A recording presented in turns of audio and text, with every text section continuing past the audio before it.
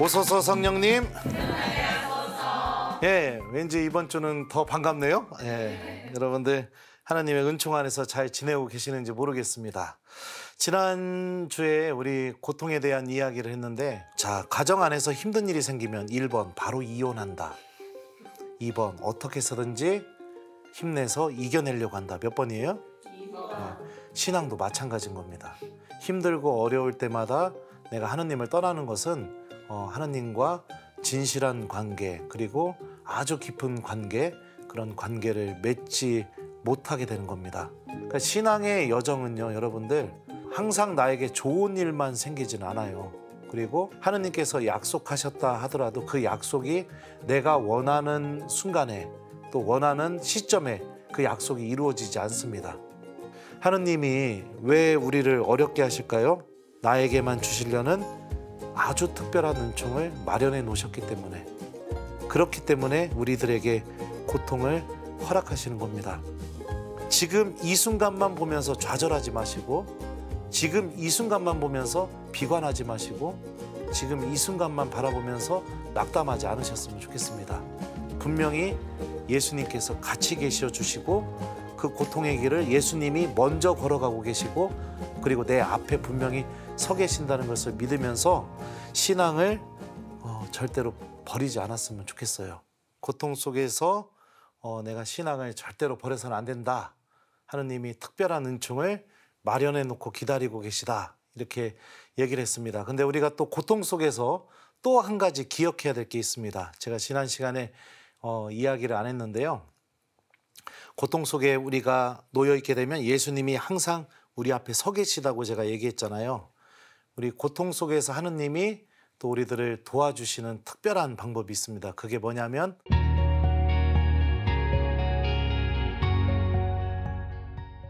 바로 섭리라고 합니다. 섭리.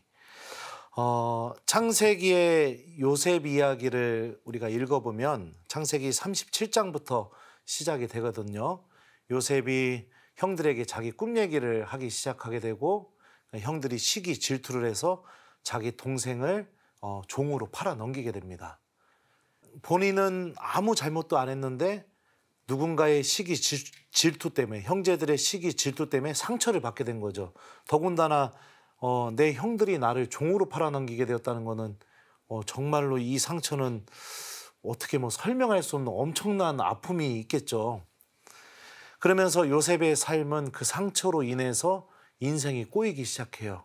또 팔려나가고 또 팔려나가서 결국에는 이집트로 이렇게 팔려나가게 되죠.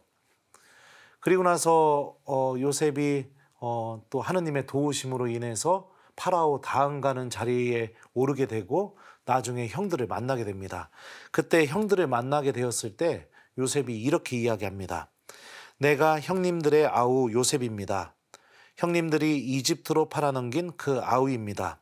그러나 이제는 저를 이곳으로 팔아넘겼다고 해서 괴로워하지도 자신에게 화를 내지도 마십시오.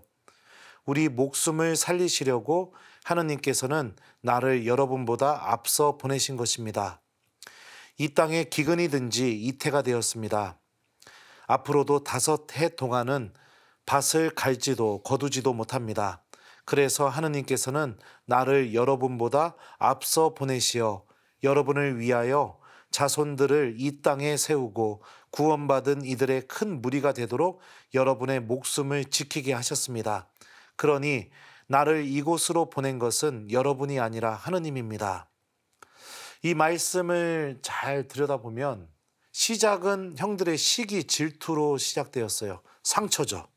근데 이렇게 시작된 상처가 나중에는 어떤 일로 바뀌느냐? 형제들 모두를 살리기 위한 하느님의 개입이라고, 하느님께서 일으키신 일이라고 요셉은 고백하게 됩니다. 상처는요, 분명히 우리들의 잘못된 선택으로 인해서 우리들 서로가 주고받게 됩니다. 근데 믿음을 갖고 있는 우리들이 상처를 겪게 되게 되면 어떤 일이 벌어지게 되느냐? 상처가 빵 하고 생겼어요. 그러면 하느님이 어떻게 하시냐? 딱 바라보시면서 어이구 많이 아프겠다 이러고 계시는 분이 아니라는 거예요. 누군가가 저지른 악, 누군가가 저지른 아픔, 그런 것들이 당신의 자녀들 안에서 시작되게 되면 하느님은 반드시 개입하셔서 그 상처가 구원으로, 상처가 은총이 되게 바꾸어 주시는 분이 바로 하느님이라는 사실이에요. 이거를 바로 어려운 말로 섭리라고 합니다. 그러니까 눈에 보이는 인간의 역사 이면에 눈에 보이지 않는 나를 구원하시고 생명과 은총으로 인도하시는 하느님의 역사가 같이 공존하고 있는 겁니다. 그리고 이 하느님의 섭리는 우리가 상처받았을 때, 아픔을 겪게 될 때 우리 안에서 힘을 드러내기 시작하게 됩니다. 그러니까 이 섭리가 우리들과 같이 반드시 있다는 것을 여러분들 특히 상처받았을 때, 고통 속에 있을 때 기억했으면 좋겠어요. 요셉이 종으로 팔려나가게 되었을 때 창세기 저자는 몇 번에 걸쳐서 이런 표현을 합니다. 주님께서 요셉과 함께 계셨으므로 그는 모든 일을 잘 이루는 사람이 되었다. 그 주인은 주님께서 요셉과 함께 계시며 그가 하는 일마다 주님께서 그의 손을 통해서 잘 이루어 주신다는 것을 알았다. 그러나 주님께서는 요셉과 함께 계시면서 그에게 자애를 베푸시어 전옥의 눈에 들게 해주셨다. 전옥은 요셉의 손에 맡긴 것에 대해서는 아무것도 간섭하지 않았다. 주님께서 요셉과 함께 계셨으며 그가 하는 일마다 주님께서 잘 이루어 주셨기 때문이다.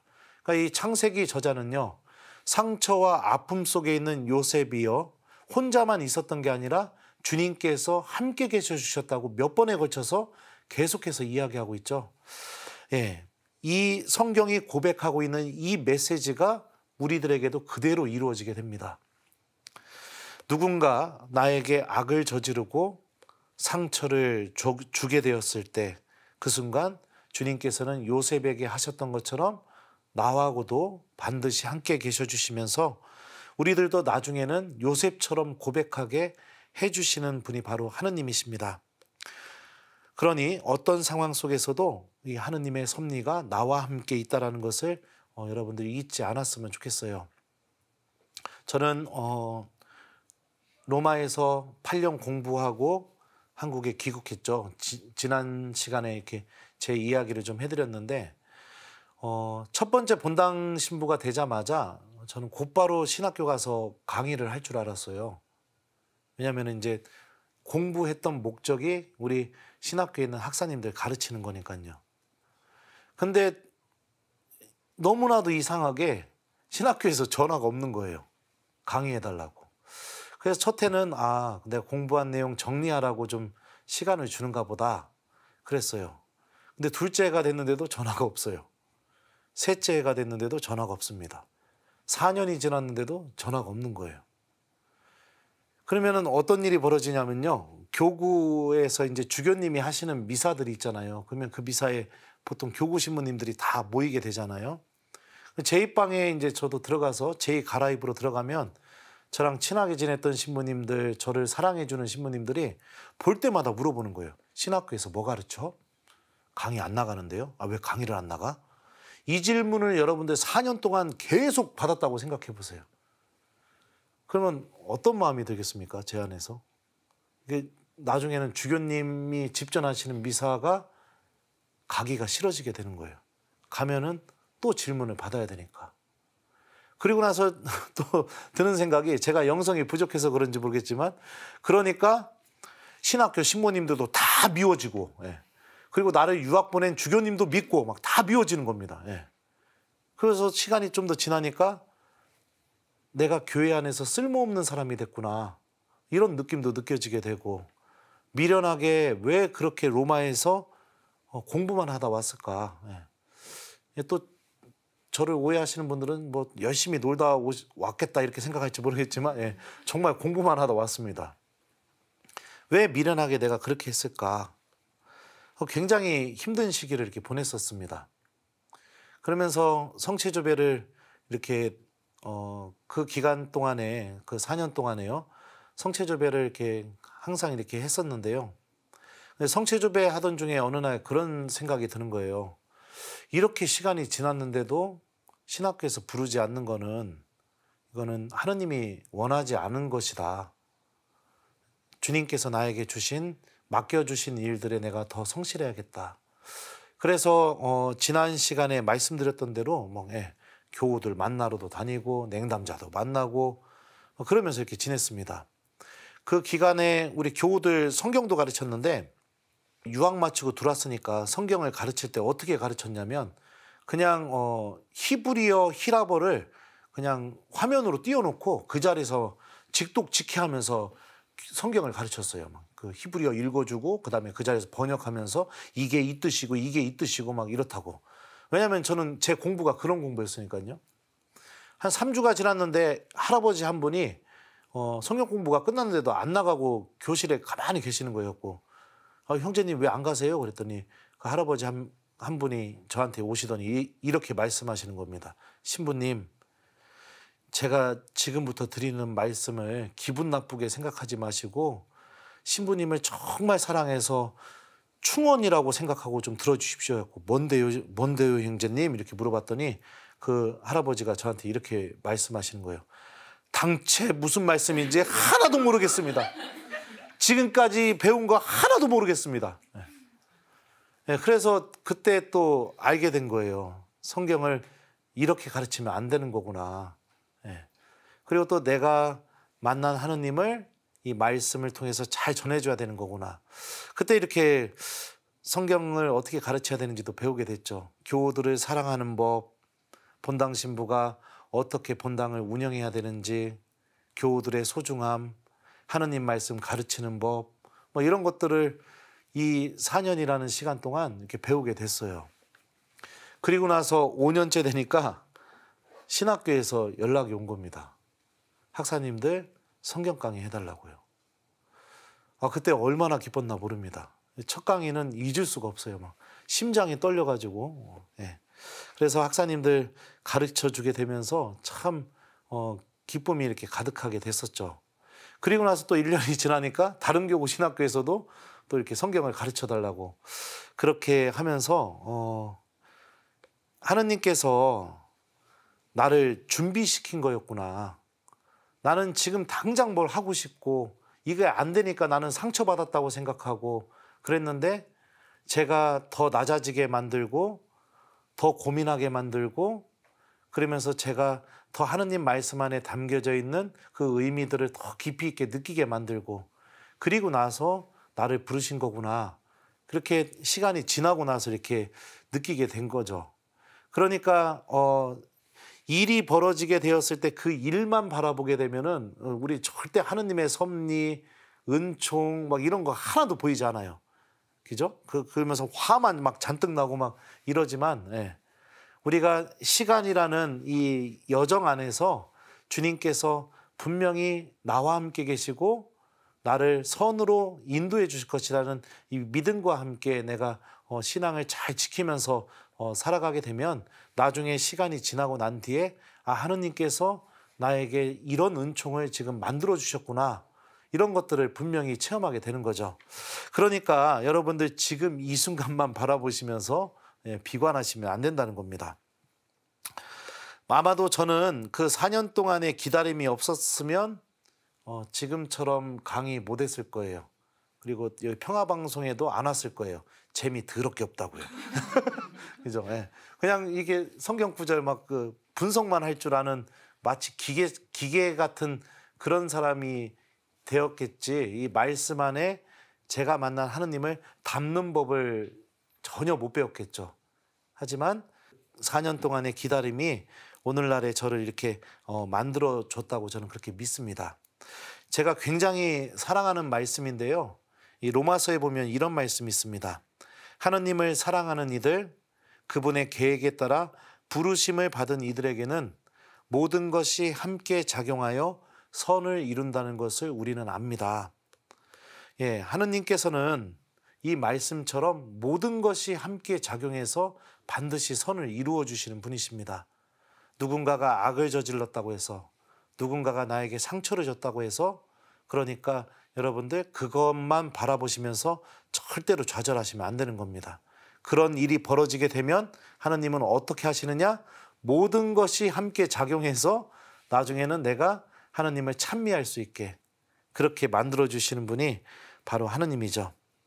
신앙 때문에 상처를 받게 되었을 때 쉽게 다가오는 유혹이 냉담하고 싶은 유혹입니다. 여러분들 이 유혹에도 절대로 져서는 안 됩니다. 어느 날 제 동창 신부가 저한테 편지를 한 통 보내준 적이 있어요. 이 동창 신부는 제가 어떻게 살아왔는지를 다 알고 있죠. 나중에 기회가 되면 여러분들에게도 제 성소 이야기를 좀 한번 해드리고 싶은데요. 제가 살아온 모습을 다 지켜보면서 동창 신부님이 올 초에 저한테 이런 편지를 보내줬습니다. 한번 읽어드릴게요. 길, 진리, 그리고 생명. 제더가 그동안 잘 지냈지? 내가 주님의 은총으로 잘 지내는 것은 잘 알고 있어. 어떻게 아냐고? 우연히 얼마 전에 너의 강론을 유튜브에서 듣고는 너무 기뻐서 매일 내 강론을 기다리는 1인이란다. 주님이 너를 통해 많은 이들의 영혼을 구원의 길로 이끌고 계시고 양들이 당신 품으로 돌아오도록 이끌고 계시다는 것을 느껴. 예전에 우리끼리 농담처럼 얘기했었지. 너는 참 별일을 다 겪으면서 산다고 말이야. 그런데 그 모든 시간 속에 주님이 함께 계셨고 그 어려웠던 시련의 시간 속에서도 주님을 붙잡는 법을 너에게 알려주신 것 같아. 그분의 사랑, 그 사랑 때문에 그 사랑이 너의 뼛속까지 스며들어 그 사랑을 노래하고 선포하지 않으면 살 수 없는 존재로 너를 빚어 가시는 것 같구나. 너의 삶을 통해 맺은 말씀의 힘이 사람들의 영혼을 흔들고 깨우고 있다고 믿어. 그래서 너의 강론을 들을 때마다 주님께 감사 기도드리고 또 너를 교만의 유혹으로부터 지켜달라고 기도한단다. 너도 많이 느꼈겠지만 주님이 도구로 쓰시기 시작하고 세상에 드러나기 시작할 때 사탄이 얼마나 너를 축혀 세우고 주님과 멀어지도록 만들려고 함정을 파놓겠니? 언제나 주님 안에서 솔직하려는 너를 믿기에 걱정보다는 감사한 마음이 크단다. 예, 나머지 내용은 개인적인 내용이라서 좀 밝힐 수가 없어요. 이 신부님은 외국에서 이렇게 오랫동안 지냈던 신부님인데 예, 우연치 않게 유튜브를 통해 제 강론을 보게 되었고 그래서 저한테 이런 메일을 써서 보내줬죠. 예, 그리고 제가 또 얼마나 많은 일들을 겪었는지도 옆에서 잘 지켜본 신부님입니다. 나는 모르지만 분명히 하느님은 함께 계셔 주셔요. 그리고 그 상처 안에서 하느님을 끝까지 붙잡는 법을 나에게 가르쳐 주고 계시고 그리고 내가 그 붙잡는 법을 잘 지키면서 살아가게 될 때 하느님께서는 요셉에게 일으키셨던 그 은총처럼 정말로 내가 기뻐서 하느님을 찬미할 수 있는 그런 열매들을 반드시 맺어주시는 분이십니다. 지금 당장 내가 처한 상황만 바라보지 마시기 바라요. 하느님의 섭리가 항상 여러분들과 함께 있다는 것을 잘 기억하면서 여러분들의 믿음을 절대로 버리지 않는 그런 신앙인이 되었으면 좋겠습니다. 그래야 주님께서 여러분들 안에서 정말로 보여주시는 은총을 여러분들도 체험할 수 있습니다. 너무 아쉬워요. 지금 이 상처 때문에 믿음을 버리는 게요. 왜냐하면 하느님은 아직 여러분들에게 보여주지 않은 은총들이 하느님께는 아직도 많이 있기 때문입니다. 그러니까 그 사실을 기억하면서 여러분들 좀 용기를 내셨으면 좋겠습니다. 그러면서 절대로 무너지지 않고 제가 굉장히 좋아하는 이 로마서 말씀을 좀 자주 기억했으면 좋겠어요. 하느님을 사랑하는 이들, 그분의 계획에 따라 부르심을 받은 이들에게는 모든 것이 함께 작용하여 선을 이룬다는 것을 우리는 압니다. 예. 이 말씀이 지금 신앙 때문에 상처를 겪고 있는 교우들에게 또 고통을 겪고 있는 교우들에게 정말로 힘이 되는 말씀이 되었으면 좋겠습니다. 예. 또 한 번은 그랬던 적도 있어요. 제가 공부를 굉장히 못했던 신학생이라고 이렇게 여러분들에게 말씀드렸었는데 저는 실제로 신학교 입학할 때도 뒤에서 두 번째로 입학했던 사람입니다. 그걸 어떻게 알았느냐? 입학식 전날 총장 신부님이 저랑 또 제 동창 한 명이랑 불렀어요. 그래서 둘이 이제 총장실을 가면서 그 친구가 저한테 그러는 거예요. 야, 우리 총장 신부님 왜 부르지? 그래갖고 제가 모르겠는데 그랬더니 그 친구가 저한테 뭐라고 하냐면, 야, 내일 입학식인데 너랑 나랑 둘이 앞에 나가서 뭐 하는 거 아니야? 진짜? 막 이러고서 이제 총장실을 갔는데 총장 신부님이 뭐라고 하셨냐면, 그 친구한테 딱 이름을 부르면서 너는 신학교 입학 꼴등, 김재덕이 너는 그 다음, 니네 둘은 내일 신학교 입학하면 정식으로 신학생 되는 거니까 신학교에서 사고 치지 말고 감사하는 마음으로 잘 살아. 나가 이놈들아. 이래가지고서 가서 뒤지게 혼나고 울고 나왔습니다.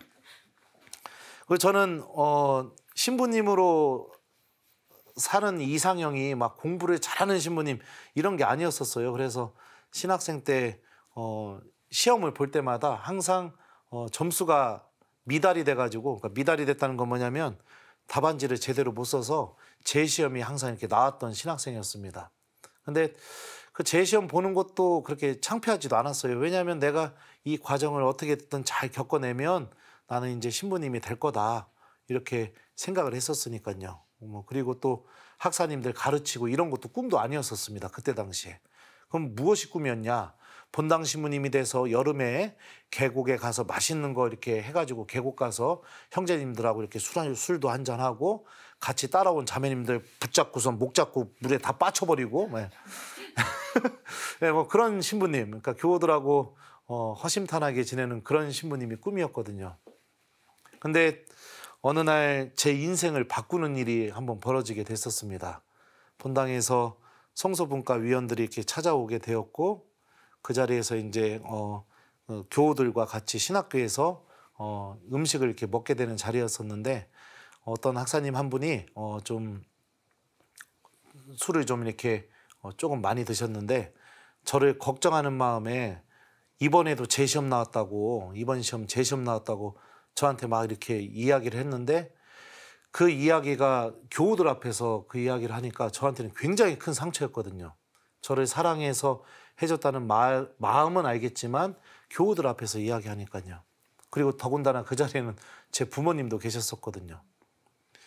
그래서 그날 얼마나 울었나 모릅니다. 내가 공부 때문에 참 무식하다는 소리를 들은 게 참으로 부끄럽구나. 그래서 그때부터 이를 악물고 공부했습니다. 돌대가리가 공부하면 어떻게 공부할까요?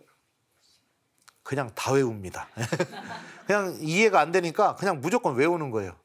그렇게 막 공부를 하게 되었는데 결국에는 제가 그 공부하면서도 복수심이 있었죠.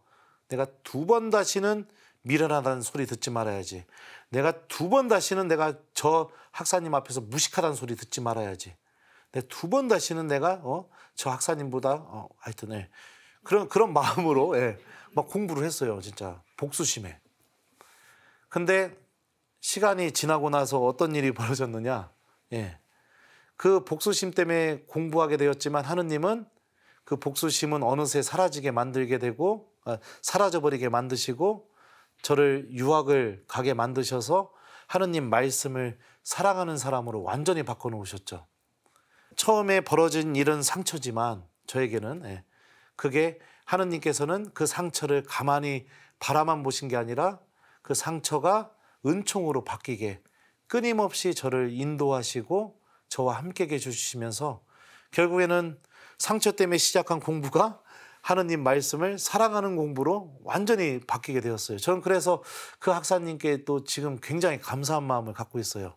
그때 저를 걱정해서 그렇게 해주신 말씀이 없었다면 저는 지금처럼 교우들에게 성경을 가르치고 학사님들에게 하느님 말씀을 가르치는 그런 신부님은 되지 못했겠죠. 지금 이 순간은 상처지만 사랑하는 우리 교회 여러분들, 이 상처 안에서 주님께서 나와 함께 계시다는 믿음을 잘 붙잡고 내가 그리고 신앙생활 한다면 이 상처는 구원의 은총으로 선으로 반드시 이렇게 바뀌게 되어 있습니다. 그러니 우리는 이 신비를 믿으면서 하느님의 섭리가 항상 나와 함께 있다는 것을 기억하면서 좌절하거나 신앙을 버리거나 그러지 않았으면 좋겠습니다. 그래서 힘들고 어려울 때마다 어떻게 해야 되는가? 막 안에서부터 막 분노가 나올 때마다 어떻게 해야 되는가? 가장 좋은 방법은 여러분들 하느님 말씀 기억하는 방법입니다. 예. 모든 것이 함께 작용하여 선을 이룬다는 것을 우리는 압니다. 예. 여러분들 이 말씀을 좀 자주 이렇게 기억해 봤으면 좋겠어요. 나한테 상처 준 저 자매가 눈앞에 보일 때마다 모든 것이 함께 작용하여 선을 이룬다는 것을 우리는 압니다. 예.